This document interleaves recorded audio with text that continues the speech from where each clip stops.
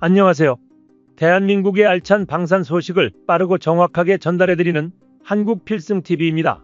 중국 H-6K 폭격기들이 최근 서해 상공에서 한국을 겨냥한 무력 시위를 벌였습니다.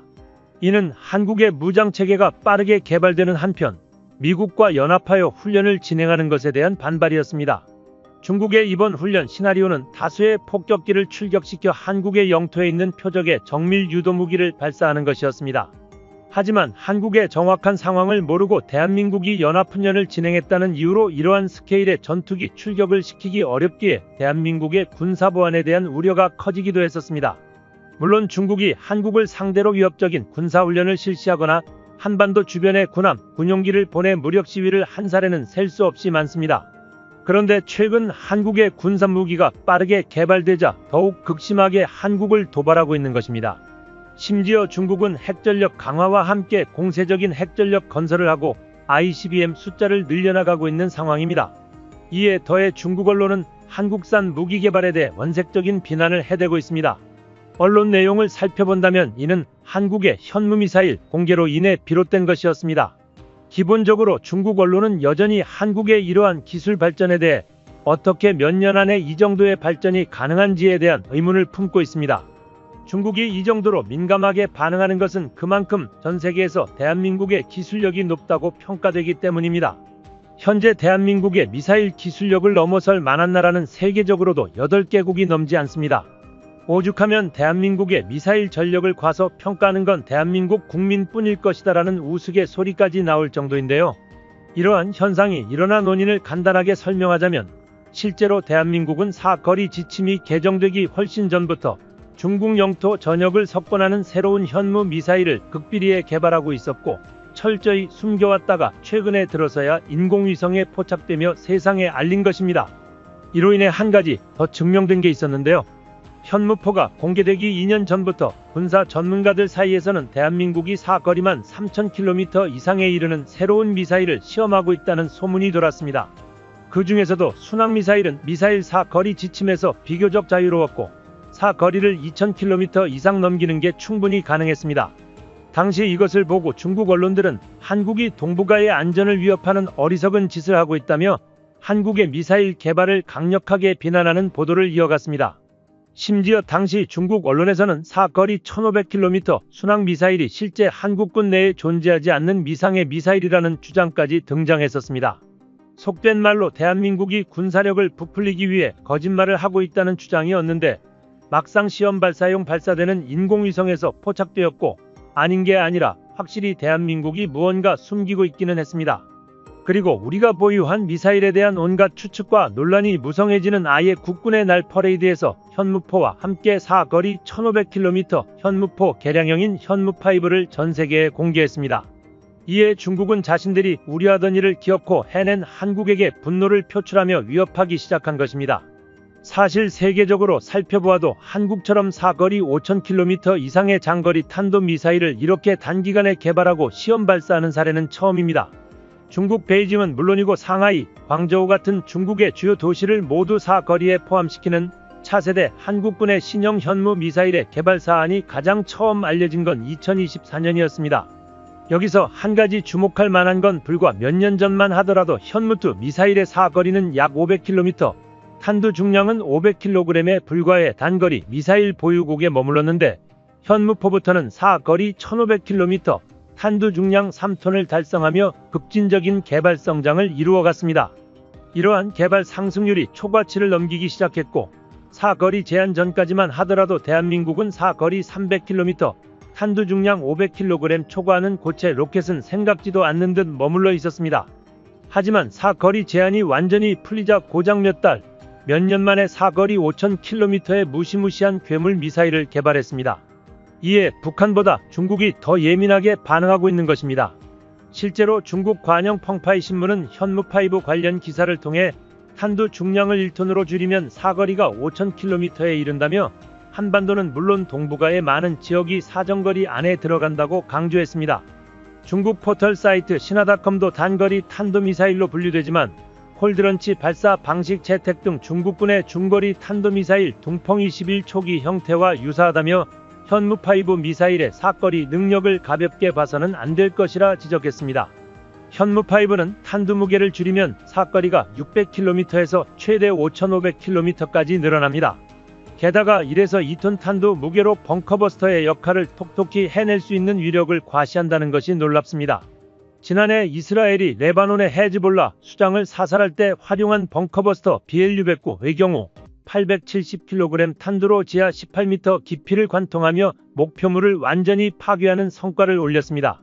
특히 둥펑 26과 비슷한 사거리를 갖게 되어 중거리 탄도미사일로도 사용할 수 있습니다. 이럴 경우 최대 사거리를 기준으로 한다면 중국 영토의 절반 이상이 현무5의 사정권 안에 들기 때문에 중국에서는 이를 민감하게 받아들일 수밖에 없는 것입니다. 현무5의 엄청난 위력으로 인해 중국 측은 방공 능력이 부족한 북한을 겨냥한 미사일이라고 하기에 한국의 현무 미사일의 성능은 너무 뛰어난 오버스펙이라며 사실상 중국 견제를 염두에 두고 개발한 것이 아니냐는 의심의 눈초리를 보내고 있습니다. 구축 차량을 이용한 이동식 발사대, 고압가스로 미사일을 밀어올려 공중에서 점화하는 콜드런치 등을 선택한 것은 명명백백 북한을 상대하기에는 너무나도 뛰어난 스펙이기 때문에 중국을 겨냥한 것이 의심스럽다는 것입니다. 과거부터 중국은 대한민국의 군사무기 기술 성장에 반기를 드는 반응을 보이며 무기 개발을 방해하는 여론 조성으로 악명이 자자합니다. 이러니 대한민국으로는 이미 개발을 완전히 끝내놓고 은근슬쩍 새로운 미사일을 공개하는 게 외교적 문제를 최대한 줄일 수 있는 방법이라는 것은 모두 아는 사실입니다. 중국의 주장이 어이없는 이유는 중국은 한국의 미사일 개발 자체를 비난하고 있지만 정작 자신들은 대한민국을 겨냥해 아주 노골적으로 미사일을 배치하고 있다는 것입니다. 중국군의 DF-155의 경우 사거리가 900km 육박해 산둥반도에 배치하면 사실상 제주도를 포함한 대한민국 전역을 사거리에 두고 있습니다. 이 DF-155가 무려 10에서 30톤급 화력의 전술 핵탄두를 탑재할 수 있다는 걸 감안하면 정말 어처구니가 없는 일입니다. 군사 관계자들은 중국 북부정부를 로켓군이 대한민국을 향해 겨냥한 비행급 탄도 미사일만 최소 600기 이상일 것으로 추정하고 있습니다. 대한민국이 공개된 비공개된 계속해서 고위력 미사일을 개발하고 양산해야 하는 이유 중 하나입니다. 사실 아주 객관적인 시각에서 대한민국이 물량으로 중국을 추월하는 건 불가능한 일입니다. 물론 힘에 부친다고 가만히 당하고만 있을 수도 없습니다. 그렇기 때문에 한국은 필사의 각오로 무기 전력을 제작하고 있습니다. 현무5가 대표적인 예시이며 현무5는 지상뿐 아니라 잠수함 발사 탄도미사일 SLBM로도 활용이 가능합니다.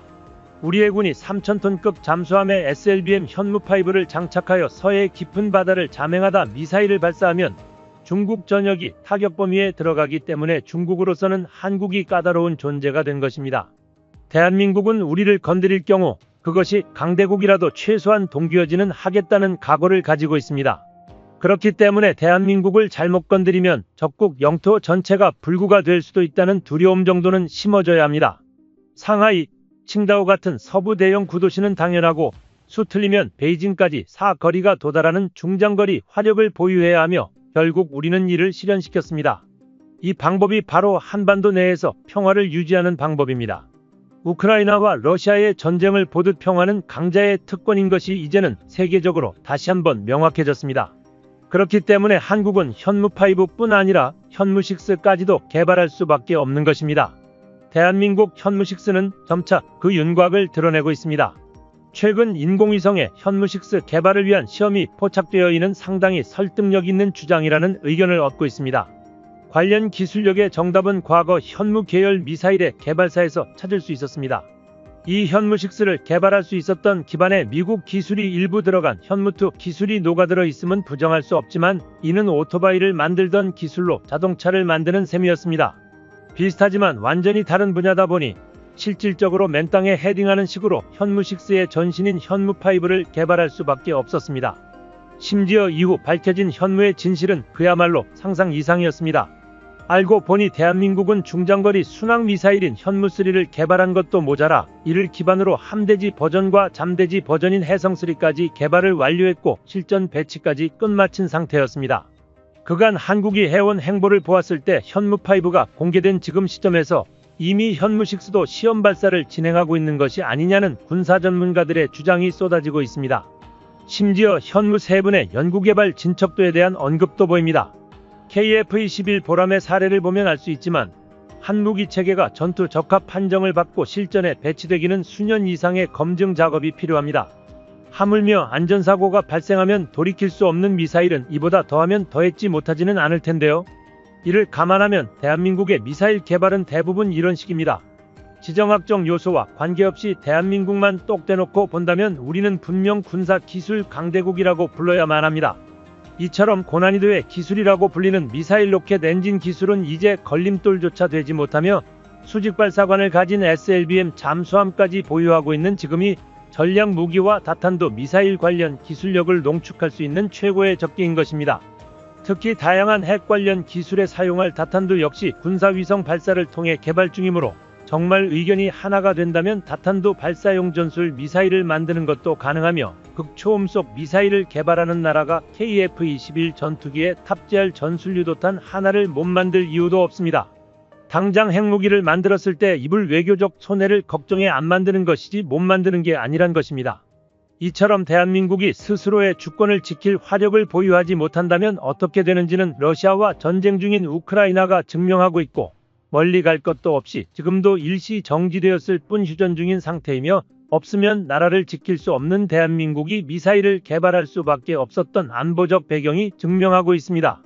일전 현무2가 포착된 지 고작 몇 년 만에 사거리 탄도 중량을 2배로 확장한 현무포를 공개했던 사실은 우리 대한민국이 항시 더 높은 기술력을 갖추고 있다는 사실을 보여줍니다. 한미 미사일 사거리 지침의 변형에 따라 미사일 개발과 연구를 시작했다면 도저히 불가능한 속도인데 이건 애초에 처음부터 극비리의 기술력을 개발한 뒤 숨긴 거라고밖에 볼 수 없습니다. 대한민국 전략사령부의 핵무장에 관한 결정적인 명분이 차곡차곡 쌓여가는 중입니다. 이러한 상황 속에서 미국의 저명한 핵무기 전문가 데이브 크리엣이 한국의 핵무장은 시간 문제라는 보고서를 발표해 미국 정부에게 한국의 핵무장 가능성에 대하여 직접적인 경고를 내린 상황입니다. 그의 발언을 요약하자면 현대 시대엔 핵무기는 보유했다는 이유만으로 주변국의 전쟁 억지력을 갖출 수 있다고 언급했는데요. 대한민국의 영원한 자주국방을 위하여 한국의 미사일 전력뿐 아니라 핵무장까지도 이어질 염두를 해야 한다고 생각됩니다. 한국은 전쟁 억지력을 갖추기 위해 여전히 고군분투하고 있습니다. 실제로 미국 CNN 보고서에서도 대한민국에 대한 언급이 잦아지고 있습니다.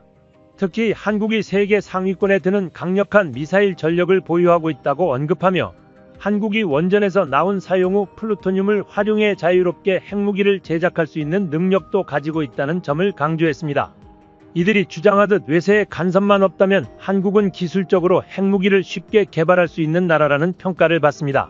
10년 전 러시아의 국제정치학 전문가는 한국이 세계 군사력 5위권에 도달하면 핵무장도 빠르게 진행될 수 있다고 주장한 바 있습니다. 과거 현무 미사일 개발 당시 이 프로젝트는 비밀리에 추진되었으며 항공공업 계획이라는 명칭으로 위장되었습니다.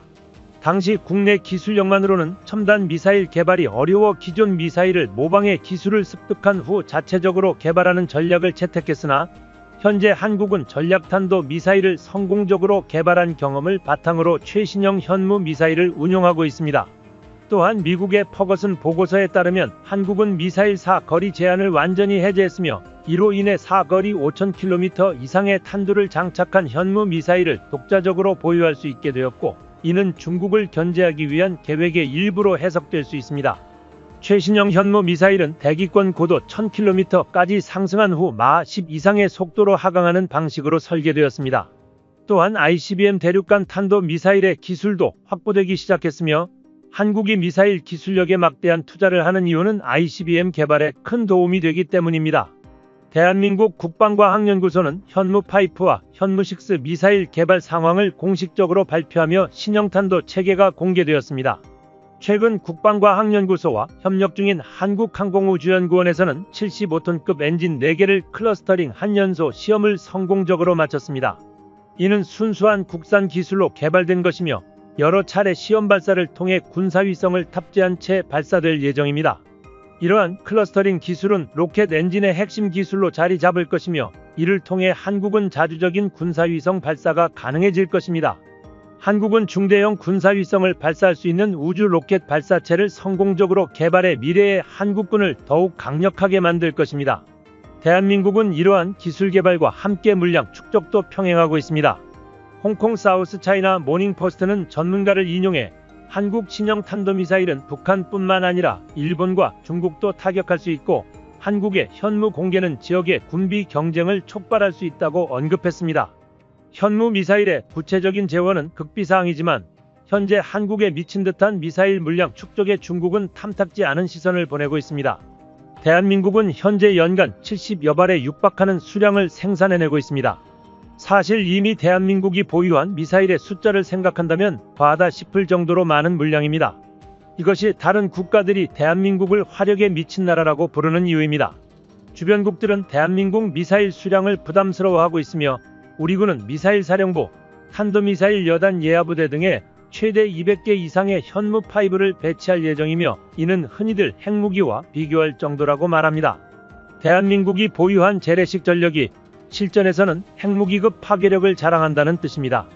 양산 배치를 시작하는 현무5의 스펙을 살펴본다면 탄두 중량을 9톤까지 늘리며 폭발력을 14톤까지 끌어올리게 되었다고 언급했습니다. 폭발 효율성을 극대화시킨 것인데 향후 개발되는 현무6는 탄두부 구성을 보다 개선할 예정이라고 밝혔습니다. 현무6는 미사일의 공중자세 제어 시스템에 대한 연구 진행 단계에 있습니다. 이는 리액션 컨트롤 시스템이라고 불리는데 압축 공기나 소형 로켓 분사로 미사일의 자세를 제어하는 시스템입니다. 개발 초기의 미사일 영상을 토대로 본다면 이는 굉장히 중요한 연구 단계로 보여집니다. 현재 연구되고 있는 현무6의 형상이 현무5와 동일한 형태를 취하는 것은 발사대 때문입니다. 미사일 발사 방법은 크게 미사일 사일로 형식과 텔 두 가지로 나뉘어집니다. 사일로는 지상 혹은 지하에 위치한 미사일 발사 시설을 뜻하며 미사일을 수용하고 발사하는 역할을 수행합니다.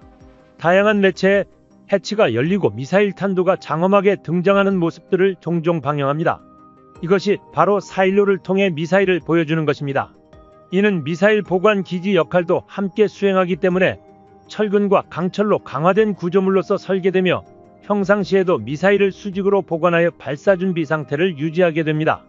보통 사일로는 할런치 방식으로 미사일을 발사합니다. 발사대 내부에서 추진체를 점화하기 때문에 발사대 설치와 발사 방법은 단순하지만 발사 직후 고열 때문에 위치가 발각되기 쉽습니다. 또한 사일로는 위치가 고정되어 있기 때문에 미사일 보관은 안정적이지만 적이 공격하면 모든 것이 파괴되는 구조입니다. 수천 발에 이르는 막대한 미사일 물량으로 핵에 버금가는 광범위한 타격을 입힐 수 있는 무시무시한 미사일인 현무5가 대한민국에 있습니다. 여러가지 현실적인 문제들로 사용하기 어려운 핵무기와 달리 현무5는 전략적 판단에 따라 언제든지 사용할 수 있습니다.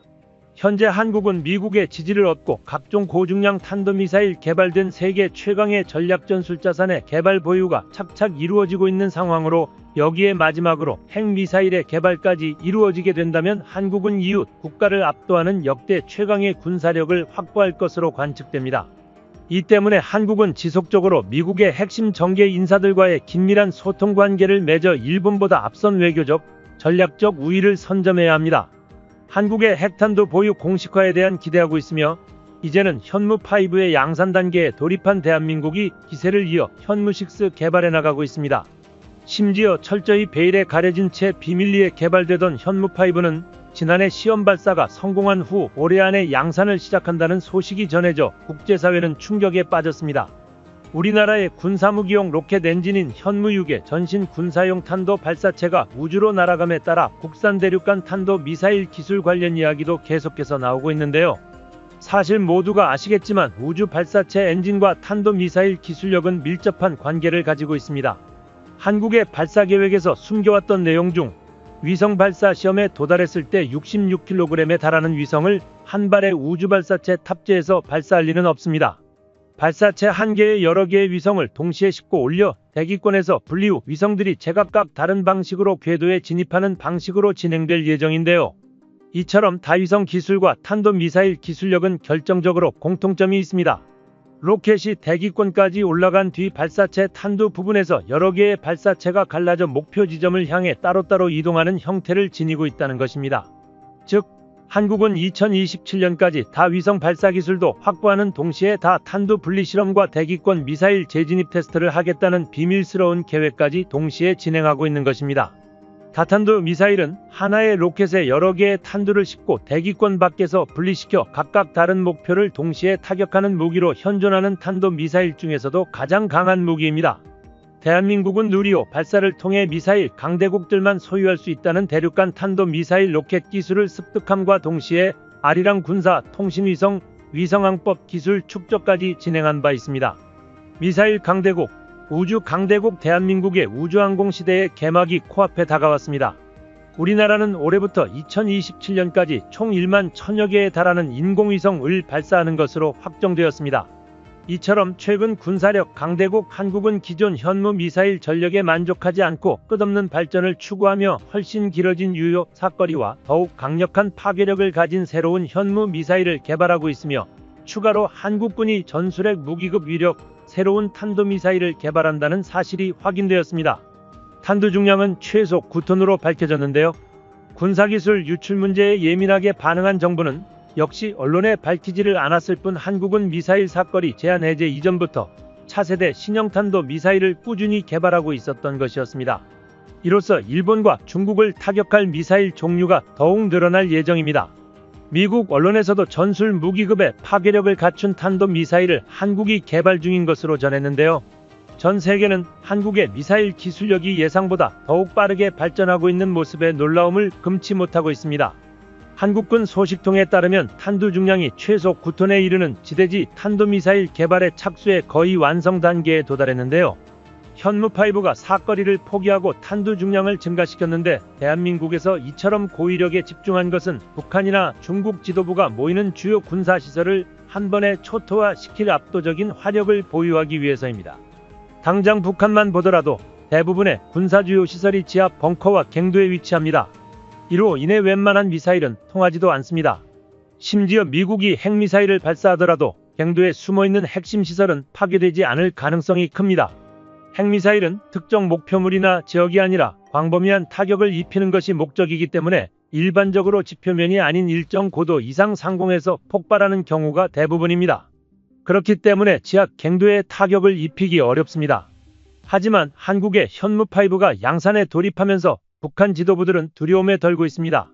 현무5는 일반적으로 폭발하는 미사일과는 다르게 폭발 시 상상 이상의 강한 충격파를 발생시킵니다. 지하 시설물을 파괴하는 것도 이 충격파를 이용하는 방식입니다. 미사일이 지면에 닿으면서 내부 포탄이 폭발하고 엄청난 중량이 땅속을 뚫고 들어가 충격파를 일으키기 때문에 단 한 발로도 수백 발의 폭탄을 쏜 것처럼 광범위한 피해를 발생시킬 수 있습니다.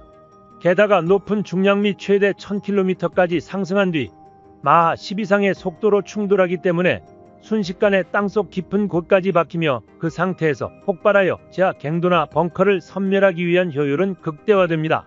이제는 이러한 현무5의 개량형인 현무6 개발까지 시작했습니다. 현무 시리즈의 탄도미사일은 하단 부분이 길어지고 2단 부분에는 고체 로켓 엔진을 장착한 것으로 파악되고 있습니다. 외형적으로만 본다면 현무5와 크게 다른 점이 없는 것처럼 보이지만 군사 전문가들은 현무5의 형태를 그대로 유지하면서 성능 개량에 집중했을 것이라고 예상하고 있습니다. 앞으로 몇 차례 시험 발사 과정을 거쳐 최종 전력화 시기를 5년 내에 판단할 것으로 보입니다. 이와 관련해 국방부는 이날 발표한 2026년 미래 국방중기 계획에서 파괴력이 증대된 지대지 미사일과 함대지 미사일 등 다양한 미사일을 지속해서 100% 국산화 전력화하겠다고 밝힌 만큼 향후 5년 이내에 실전 배치가 가능할 전망으로 보입니다.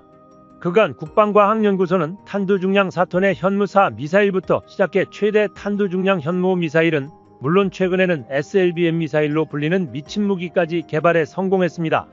마지막으로 현무6 탄두 중량 최대 9톤 이상의 탄도 미사일은 지하 수십 미터를 뚫고 들어갈 수 있어 견고한 벙커 시스템과 지휘소를 포함해 지하 미사일 시설인 사일로까지 파괴할 수 있어 핵미사일과 대륙간 탄도미사일 등을 발사하기 전에 완전 무력화할 수 있는 압도적인 위력입니다. 일본의 미쓰비시 군사 칼럼에서는 한국형 차세대 탄도미사일에 대해 이러한 발언을 했습니다. 마 10의 속력으로 낙하비행을 하면서도 회피 기동 시스템도 탑재한 요격이 굉장히 어려운 한국의 신형 미사일입니다.